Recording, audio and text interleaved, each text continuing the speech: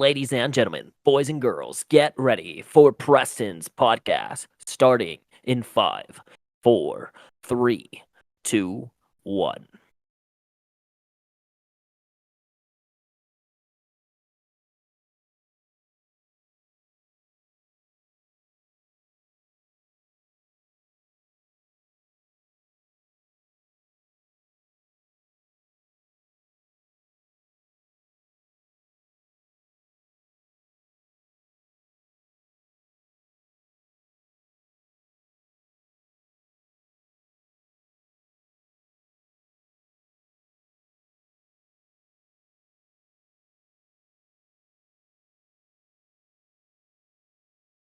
Welcome back to the podcast. I'm here with a special guest. Can you introduce yourself? Hi, I'm Chase Korzep. I'm a filmmaker. I'm a film director, writer, and producer. Sounds good. Can you go a little bit into depth on what you're doing creatively right now, like a project you're working on? Yeah. Personally, I'm working on 5 features. I've outsourced a lot of the writing to some of my other writer friends. That way, we could all kind of have them done at the same time and see which one we're going to make first. But I think the one that I'm currently writing myself is the one that's going to be made first, which is a version of treasure hunting movies that I've loved. I just did a short that was a treasure hunting movie. It was a drama, and it was cool, and I loved it, but it wasn't everything that I wanted because I had to pack it into a short feature, a short scale. But this feature is very National Treasure, since we're not going to have the budget to go full Indiana Jones and do the car flips and the explosions and the swinging from things and all these massive stunts and elaborate props.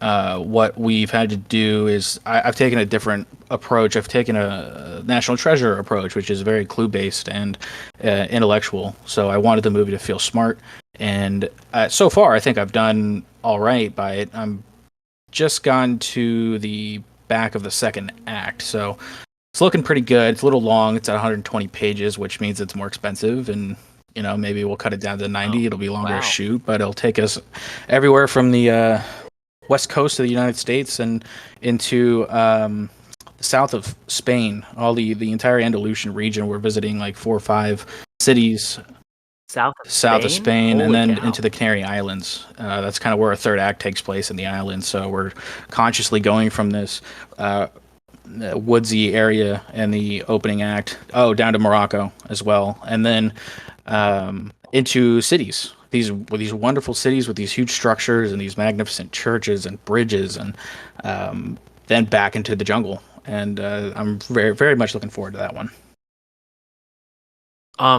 And another question: what drove you to do this movie? Is there anything as a kid you've watched that really influenced you to make this film? Yes. Well, initially the idea was different. So I work with a guy that I met out here who's become very close to me, and whose movie I'd been working on that he was directing, because he's a director and a producer. So he's taken me in kind of he's become my mentor. He had this idea for this movie called Follow the Sun, and it was a lot less action packed or adventure genre, if you know what I mean. And it was very character based, and it was just a guy who needed to go bury his or spread his grandfather's ashes in a place where there was supposedly treasure. And so the movie was very personal, and it was about his journey and grief and love and all these things. And I thought that was great. But he asked me if I wanted to write on it, and I said if I write on it and if I make it, I want to do it my way. And he said, "Yeah, go ahead." And so I threw away everything.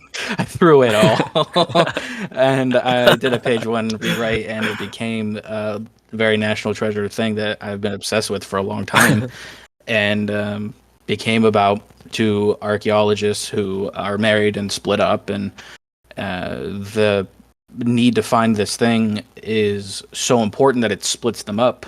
And the wife goes missing, and now the husband has to go find his wife, and the only way to find his wife is to find this treasure. And so he's doing all this basically alone. He has to learn to be a team again. It's like a totally different movie than what he pitched me, but he likes it very much. I think he's actually going to play the lead in it. That's awesome. Well, just to go away from that topic right now, I just want to see what you're working on. Can get into the meat of this podcast. So, what is the first movie you saw in theaters, and what was the last? Yeah, you want to know what's crazy is I was in third grade when this movie had come out, and I thought it was just the coolest thing I'd ever seen. I still think it is. 300. Zack Snyder's 300 came out in 2007, I think. And I was in Yeah. third grade, and I begged my mom to go take me, and she had no idea what she was getting into. Oh, that's great. Me and my sister's boyfriend were just talking about that movie. He was just saying how much he loves it. Oh, it's Definitely, so great. Zack definitely a movie I Snyder's a want to see. genius. Um, and then what was the last movie you saw in theaters? Oh, that's right. Sorry. The last movie I saw in theater, I think, was Dune 2. Yeah, Dune 2. I saw it in. I worshipped the first Dune movie. I knew Oh, the second one was going to be amazing. So hmm. I went and I saw it in Dolby, in the Dolby Theater, because I needed that sound. And I know that Yeah. Denis Villeneuve is great with his sound design. And so seeing it in a place specifically designed to hear it, it, it was probably the greatest theater experience of my life. I don't remember ever being on literally on the edge of my seat, like scoot up, about to stand in a movie theater. Yeah. All right, and then follow-up question to that. How do you feel these movies differed? Well, certainly the filmmakers are different, and they have such a distinct style, both of them. So I actually shot my last short because I was obsessed with Dune, and so I studied very much the way that he shot that movie and the way that he cut it. And so even that is different than what Zack Snyder does. So not only are they visually different, but they were also, Hmm. like you said, made in different time periods. So 2007 was a good period for movies. We got a lot of good stuff. 2007, I think, arguably the best time for movies in the last 50 years was 2012. So we got a lot of good stuff in that period. And then now you get stuff like Dune 2, which is a gamble of sorts, Hmm. but not as much as people think, but also more than people realize because, the state of the industry is so different than it was back in 2007. And it's harder to make stuff. And so the studio is having some trouble releasing Dune 1. They think it's going to be a hit. Thank God it was. It's a massive hit. And they're like, I don't know if we're going to do Dune 2, right? Until Dune 1 kind of takes off. And then it did. And of course, Dune 2 doubled Dune 1's box office. So in a time period where studios are not releasing movies to theaters and releasing movies to streaming instead, where their now primary source of income is, I'd argue, it's forcing them to rely on these tentpole pictures, which is why we get the big studio movies. And Yeah. so, yeah, of course, Dune 2 was a huge studio movie. And, thank God that it was hugely successful. But um, it's something special because that has allowed confidence back in the theater going experience because due to the pandemic, everything went to streaming. And now that it's proven that with honestly Tenet didn't do an amazing job, but it did enough of a job that it proved that people even during the pandemic would go see a movie in the theaters. And then Dune 2 came out and then everybody went back to the theaters to go see that movie. And now people are returning to the theaters. It's safer now to bet on a smaller budget movie. Movies coming out now like Sean Baker's Honora is coming out. I think it's going to theater, which is great news because it's not a huge budget picture. It's a medium budget picture, which is what he's known for. And so uh, the success of a tentpole movie meant that we were allowed to see some of the other stuff too, which is great. Yeah. It's arguably better than what Zack Snyder was able to do, which honestly, he did it, I think, mainly just to entertain. I think he wanted to Hmm. tell a good story in a really kick ass visual style, and he did that. And so he had a little bit less responsibility, I think, to the Hmm. industry. And I Yes. don't know that if Denis really carried the responsibility to the industry on his shoulders while he was making Dune 2, but I think Yeah. it was there. Yeah. Do you feel like the risk is just way more making a movie now when it comes to making it back in the 2000s? Absolutely. But that's because of the pandemic, because Yes. of the theater situation, because of the rise of streaming. And so yeah, it's a risk. And there's a big argument right now about why don't we make 20 $10 million movies instead of a one $200 million movie, which is valid, right? Hmm.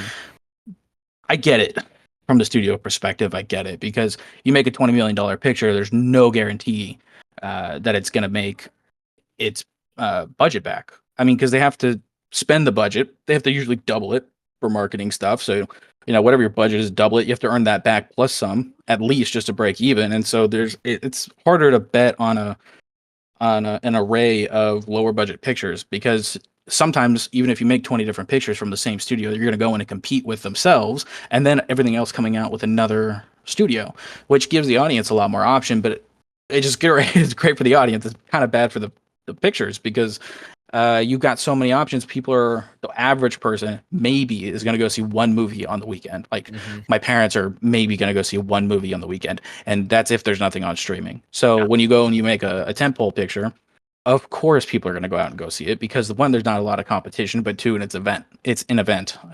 And so when you, in a way, saturate the theatrical experience, it makes every other movie less of an event and more of a, you just like a casual experience, like it used to be. And that was great, but the world's different now. Yeah. Um. Uh. How do you feel that like Marvel or Disney has impacted the movie going experience, and for the good or the bad? I think that Marvel and Disney, they've put out some really good stuff, but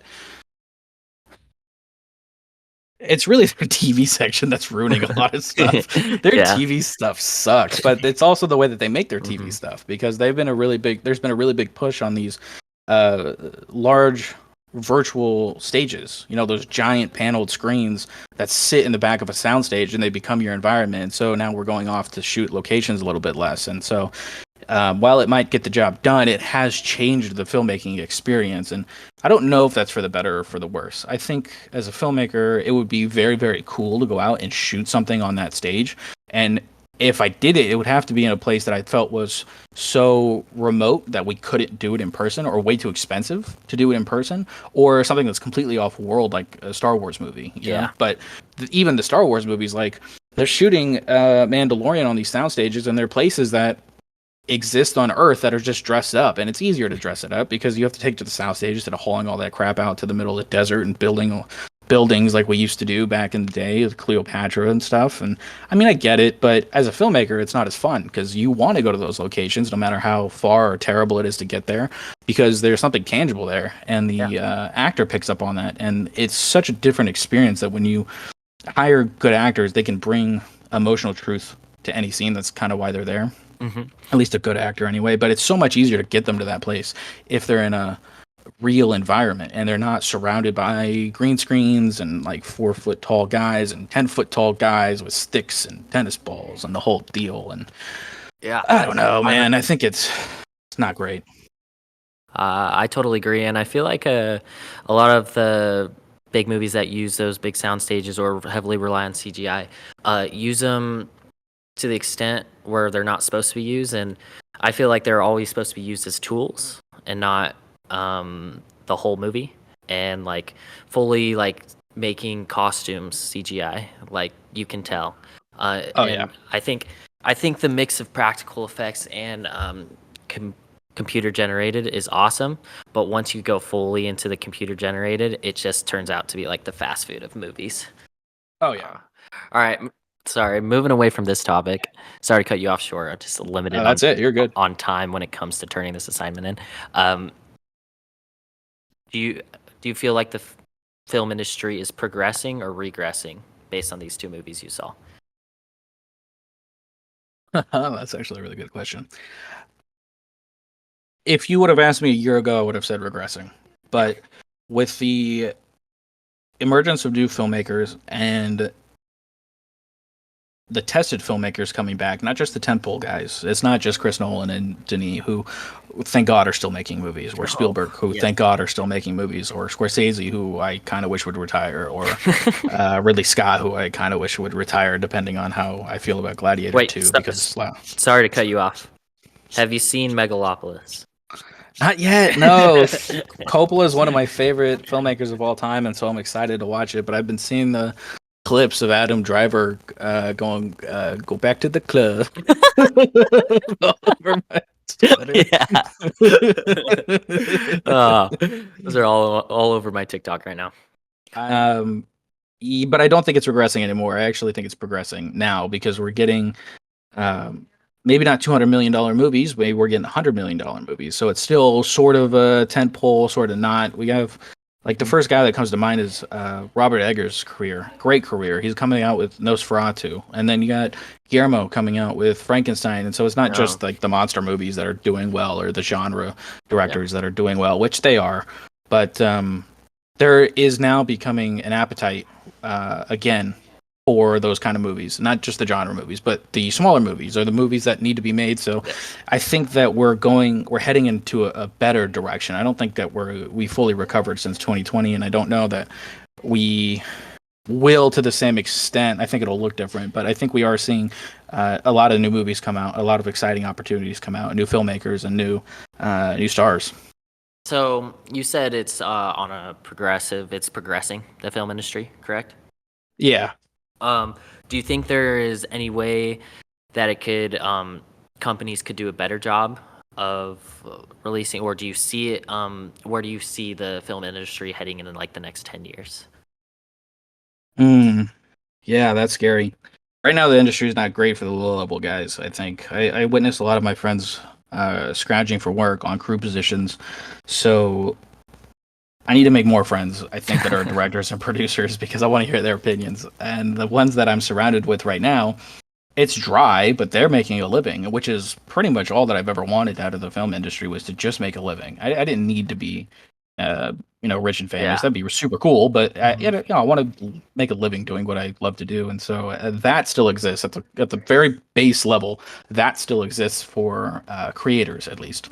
So we're doing all right. I can go out and I can make this movie that I'm writing right now, and then I could sell it, and then I can make a good living from it and go do the next one because the independent people have a relationship with the independent filmmakers have a relationship with the distribution people, and the distribution people sell it all over the world into different streaming services. But that's what you're doing if you're in the independent world Mm, and you're not too heavily financed and you don't have a big name for your picture, then you basically go straight into streaming and you make money that way. okay. So the other route is the festival route, and if you have a name and some money behind your movie, then you can get it in the festivals, and then maybe it'll be picked up, and maybe even then it'll go likely to streaming, but it could go to theater. And so the future of the film industry, honestly, I want to say that it's gonna go back to theater. I wish to God that was the case, but I can't see it. And I think that there will always be tentpole movies for theater experiences, but until something happens where people don't want to leave their home anymore, we're going to stick with streaming for a long time. And I think that California is going back on their mask mandates in Northern California, I think in November, which is going to put more people at home, which means There, streaming is going to get even bigger. there's still So, mask mandates. no, I don't think they're here yet. I think Okay. there's talks about them coming back Oh, November okay. Okay. 1st or 3rd or Okay. something, but only like San Francisco area, Yeah. Northern California is going to go back to Okay. that. I don't understand why. It's not my business, but Yeah. Yeah. it's just going to force more people to stay at home unless Hmm. people are going to go to the theaters, which means that we're going to go back to streaming. Yeah. So even the biggest filmmakers around right now are going to streaming. Like John Watts just put out Wolves that went straight to Apple, and Apple's got a terrible marketing thing. Don't even get me started on it. But like some of the biggest filmmakers we know are going straight to streaming still. So Hmm. what does that mean for the little guys? It means that they're going to go to streaming too. Hmm. So I think that's going to be the future for a long time until something happens Yeah. that doesn't force us to be at home or makes us want to get out of the house more. Yeah. So going back to these big directors that you love and stuff, and then going back to the Disney like Marvel movies or these big like connected series like Fast and Furious, what are your stance on these sequels? And do you think it like the quality differs from new and original movies, or do you think there's value in sequels and big franchises? The value comes in forms of nostalgia and dollars because no, I don't think there's any sort of reward for doing artistic reward rather to doing a sequel to these large pictures. I think the Fast and Furious franchise, we didn't need them. They were great. I love them. I'm glad they exist, but we don't need them, and we don't need legacy sequels, and we don't need. I came across a tweet the other day that said something like the sequels to these massive movies, like Indiana Jones and the Dial of Destiny, or Destiny. the latest Ghostbusters movie. Ugh.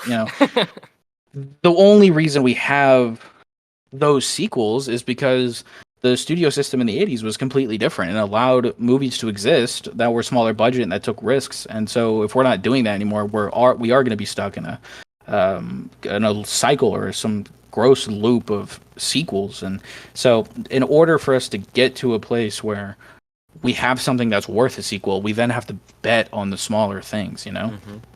And then to to conclude this, my last question, do you feel these sequels and stuff are cinema? Oh, that's a interesting question. I think that it's cinema in a way, right? Mm-hmm. Because Yes. those, what does it mean? That's such a yeah, it's a wide question. It's Yeah. like Mm-hmm. what do you consider cinema, right? What it's you could say it's something that's shot really well, or it's told a good story, or it's made you feel something. Yeah. That's usually how I define movies, if they're good or bad. And even if Mm-hmm. they're objectively bad, if I felt something in it, if I was rooting for the character at some point, if I liked a particular scene, then it was a good movie for me. And at that point, it's cinema, right? Yeah. And even the dog shit movies are cinema. Mm-hmm. So legacy sequels or direct sequels, times a million, even though they shouldn't exist. If Yeah. you go to that movie and you feel like the director did a good job, or the main actress or the actor did a good job, or the story was well told, or the story made you feel something, or you laughed for a second there, then unfortunately, yeah, I think it's like the lowest rung of Mm-hmm. cinema. But sure, Yeah.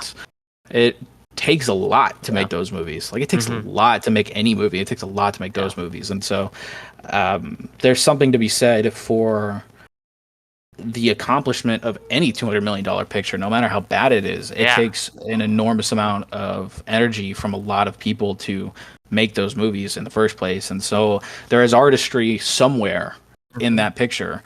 And even if it's not so readily available to the audience, like Morbius, um, there is something there. There's something there. And I think that cinema is art. Even in bad art is art. So, Mm-hmm. yeah. Yeah, and then you see these super long credits Marvel makes you sit through, and then Oh, yeah. to see a post credit scene, but it also gives justice to the creators that made that movie and spent time, all the hard work and dedication that went into those movies. That it was a team effort to build something that scale, and even if it may not review well on Letterboxd, it was someone's life that they like dedicated their time to. So I don't know. Yeah, well, especially in the case of Megalopolis, that's a $140 million passion project. So, Yeah. um, yeah, I think so too. I think that it's really hard to make those movies. Yeah, people really put blood, sweat, and tears into something terrible, even if they hated it. If they did the work, and the work should be recognized. Sure. Yeah. All right. That's going to conclude our podcast. Thank you so much for tuning in. Thank you, Chase. Hmm. Anytime. And all right. That concludes it.